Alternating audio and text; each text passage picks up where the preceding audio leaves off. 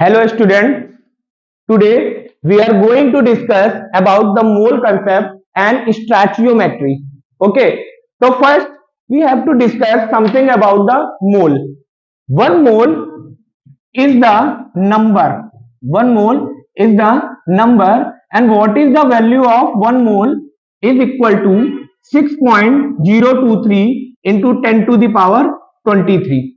Okay, 6.023 into 10 to the power 23 is the 1 mole. Like 1 mole books. 1 mole books. Like 1 mole books means 6.023 into 10 to the power 23 books. Okay. Another example, if we have 1 mole cycles, then the cycles are equal to the 6.023 into 10 to the power 23 cycles. Okay, we have an example like we have a carbon atom. हमारे पास कोई carbon atom है, ठीक। हम जानते हैं carbon atom में electrons कितने होते हैं 6, प्रोटॉन्स कितने होते हैं 6 और न्यूट्रॉन्स कितने होते हैं 6। ओके, और जो एटॉमिक मास होता है वो क्या होता है, atomic mass is equal to proton plus neutron. Okay, means 6 plus 6 is equal to 12। Okay, अब क्या बात है कि mass of proton is equal to 1.67 into 10 to the power minus 24 gram. This is the mass of proton. Okay, और इसी मास of proton को हम क्या बोलते हैं, 1 एटॉमिक मास यूनिट। तो आपने देखा होगा बुक्स में कहीं कहीं लिखा होता है 1 AMU, AMU। तो 1 AMU is equal to mass of proton. Mass of neutron is equal to the mass of proton which is equal to the 1 AMU। But हम यहां पे मास ऑफ इलेक्ट्रॉन कंसीडर नहीं करते, क्योंकि मास ऑफ इलेक्ट्रॉन जो होता है उसकी वैल्यू बहुत कम होती है। उसकी वैल्यू होती है 9.1 into 10 to the power minus 27 gram. 9.1 into 10 to the power minus 27 gram. अब इधर देखिए, mass of proton 10 to the power minus 24 gram और mass of electron 10 to the power minus 27 gram. Negative value ज्यादा है, negative power ज्यादा है, तो उसकी वैल्यू और डिक्रीज हो जाती है। अगर हम यहाँ पे मास ऑफ इलेक्ट्रॉन और मास ऑफ प्रोटॉन में कोरिलेशन करें तो mass of electron is equal to mass of electron is equal to 1/1837 mass of proton, यानी कि मास ऑफ प्रोटॉन के 1837 रेशियो के बराबर होता है mass of electron. Okay, now अगर हम बात करते हैं कार्बन एटम की, तो कार्बन एटम में 6 प्रोटॉन प्लस 6 न्यूट्रॉन होते हैं। 6 प्रोटॉन प्लस 6 न्यूट्रॉन, ठीक है। अगर हम 6 को कॉमन ले लें, ठीक है, अगर हम 6 को कॉमन ले लेते हैं तो ये क्या हो जाएगा, 6 प्लस 6 प्रोटॉन और न्यूट्रॉन की वैल्यू फिक्स होती है। Mass of proton and mass of neutrons are same, तो ऐसे हम लिख सकते हैं 6 into 1.67 into 10 to the power minus 24 gram plus 6 into 1.67 into 10 to the power minus 24 gram. अभी 1.67 into 10 to the power minus 27 को कॉमन ले लीजिए, इसको कॉमन ले लिया तो क्या बचा 6 प्लस 6, यानी इसको हम ऐसे लिख सकते हैं 12 into 1.67 into 10 to the power minus 24 gram. और वो 1.67 into 10 to the power minus 24 gram किसके बराबर है, 1 AMU। तो इसका मतलब क्या है कि mass of carbon is equal to 12 AMU। Mass of carbon 12 AMU। आपकी बुक्स में भी लिखा हुआ है कि मास ऑफ कार्बन अगर AMU में वैल्यू दी है, फुल फॉर्म क्या होती है AMU की, atomic mass unit, atomic mass unit. तो AMU में वैल्यू दी होगी तो 12 AMU इसकी वैल्यू होती है, ठीक है। नाउ हम कह सकते हैं कि 1 AMU is equal to the 1/12 of mass of 1 atom of carbon. अब अगर हम यहां पे बात करते हैं 6.023 into 10 to the power 23 atoms of carbon, atoms of carbon, तो ये क्या वैल्यू है?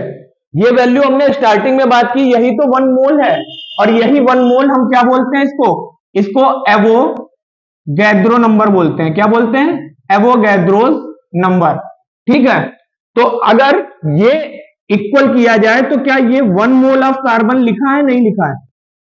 क्या 6.023 into 10 to the power 23 atoms of carbon, और ये क्या है? 1 मोल, तो क्या ये 1 मोल ऑफ कार्बन के बराबर होगा? हाँ, और 1 मोल कार्बन में 12 AMU होते हैं ना, तो क्या लिखेंगे हम? 12 into 1.67 into 10 to the power -24 into mole की वैल्यू क्या है? 6.023 इंटू 10 टू द पावर 23, यही वैल्यू है। और ये वैल्यू सीधे हो जाएगी 12 एटम ऑफ, बंद करो, ओके, तो this is equal to the 12 gram of molar mass, क्योंकि इसमें मोल्स आ गए, और मोलर मास यानी कि 12 gram of atomic mass, okay, 12 gram atomic mass, this is your value, okay. Okay, now we have to discuss about the difference between the solid, liquid and gases. Means gases का difference हम करते हैं क्योंकि हम chapter पढ़ रहे हैं मोल concept, और मेनली इसमें हम गैसेस के बारे में पढ़ेंगे। तो हम गैसेस को डिफरेंशिएट कर रहे हैं किससे? सॉलिड और लिक्विड से, बाय इट्स प्रॉपर्टी। तो अगर पहली प्रॉपर्टी की बात करें तो इंटरमॉलिक्यूलर फोर्स ऑफ अट्रैक्शन, आप जानते हो इंटरमॉलिक्यूलर फोर्स ऑफ अट्रैक्शन, अगर हम सॉलिड की बात करें, लिक्विड की बात करें या गैस की बात करें, तो सॉलिड में इंटरमॉलिक्यूलर फोर्स ऑफ अट्रैक्शन बहुत ज्यादा हाई होता है, ठीक है, बहुत ज्यादा हाई होता है, और बहुत ज्यादा हाई फोर्स ऑफ अट्रैक्शन की वजह से पार्टिकल क्लोजली पैक्ड होते हैं, एक दूसरे के बिल्कुल सटे हुए होते हैं, ठीक है, और इसकी वजह से क्या होता है? इंटरमॉलिक्यूलर स्पेस नेग्लेक्टेबल होता है। अब अगर लिक्विड की बात करें तो लिक्विड में भी intermolecular force of attraction is high but not as high as solid. Liquid से ज्यादा होता है लेकिन सॉलिड से कम होता है। तो इसमें क्या होता है? इसमें पार्टिकल्स इतना ज्यादा तो क्लोजली पैक्ड नहीं होते हैं, बट एक दूसरे के पास पास होते हैं, और इसका इफेक्ट क्या पड़ता है कि इनकी वॉल्यूम फिक्स होती है लेकिन इनका शेप फिक्स नहीं होता है, indefinite shape and definite volume. और अगर हम गैसियस पार्टिकल की बात करें तो गैसियस पार्टिकल में इंटरमॉलिक्यूलर फोर्स ऑफ अट्रैक्शन नेग्लेक्टेबल होता है, पार्टिकल्स रैंडम मोशन करते हैं, एक दूसरे से बहुत दूर दूर होते हैं, तो इनका वॉल्यूम और शेप दोनों इनडेफिनिट होते हैं, ना तो इनकी वॉल्यूम फिक्स होती है और ना इनके शेप फिक्स होते हैं। अब दूसरी प्रॉपर्टी की बात करते हैं तो क्या है? कंप्रेसिबिलिटी।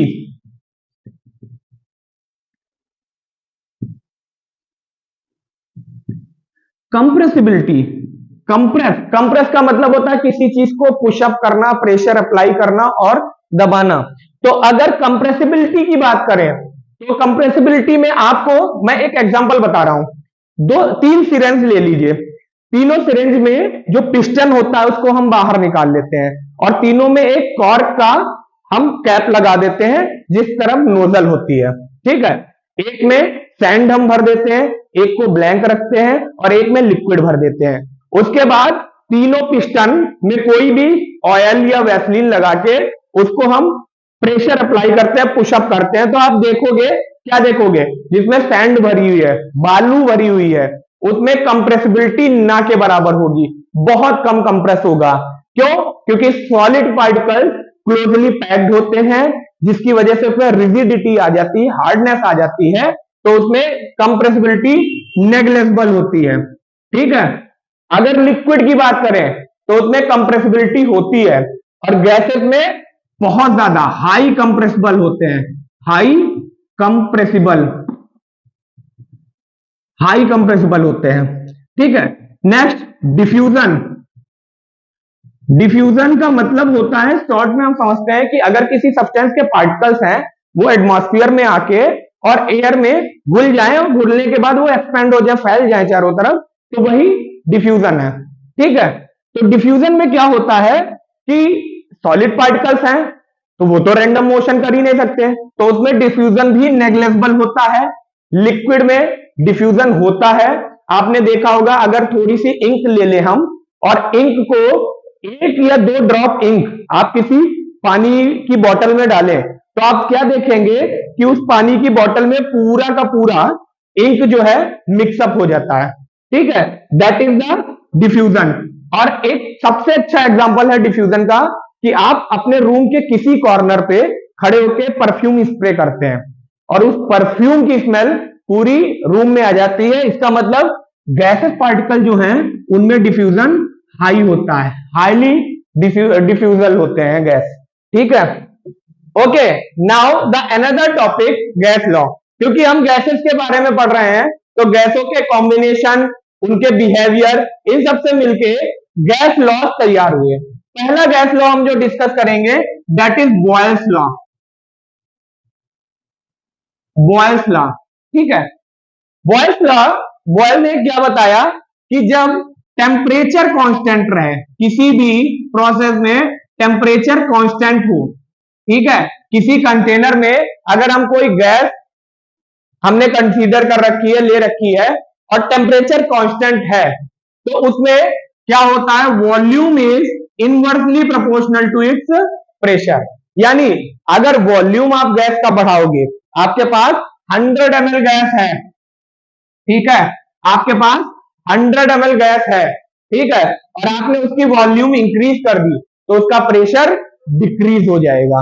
ऐसे ही अगर आपने प्रेशर इंक्रीज कर दिया तो उसकी वॉल्यूम डिक्रीज हो जाएगी। कब?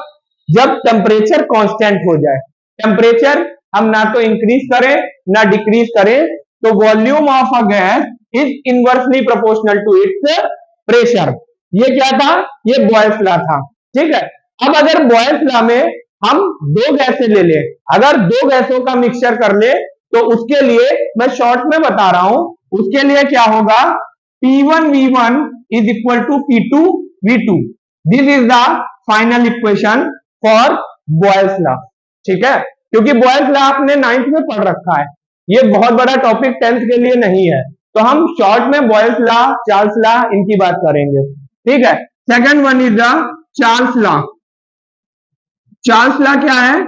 चार्ल्स लॉ अपोजिट हो गया, अभी क्या था, टेम्परेचर कांस्टेंट था, अब क्या हो जाएगा, प्रेशर कांस्टेंट हो जाएगा। तो at constant pressure, at constant pressure the volume of a given mass of a gas is directly proportional to its temperature। Means अगर हम इसको मैथमेटिकली देखें तो volume is directly proportional to temperature. कब? एक कंडीशन भी है, कब? जब प्रेशर कांस्टेंट होगा। अगर आप प्रेशर में चेंज करेंगे तो ये कंडीशन फॉलो नहीं होगी। तो इसके लिए क्या हो जाएगा, V1 upon T1 is equal to V2 upon T2। ठीक है, अब ये तो प्रेशर के लिए हो गया, ये टेम्परेचर के लिए हो गया। अब एक तीसरा है एवोगैड्रोस लॉ।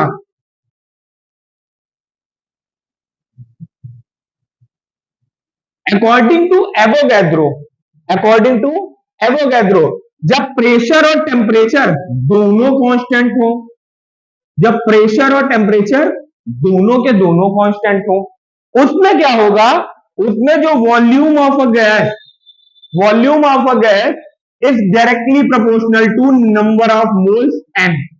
कब?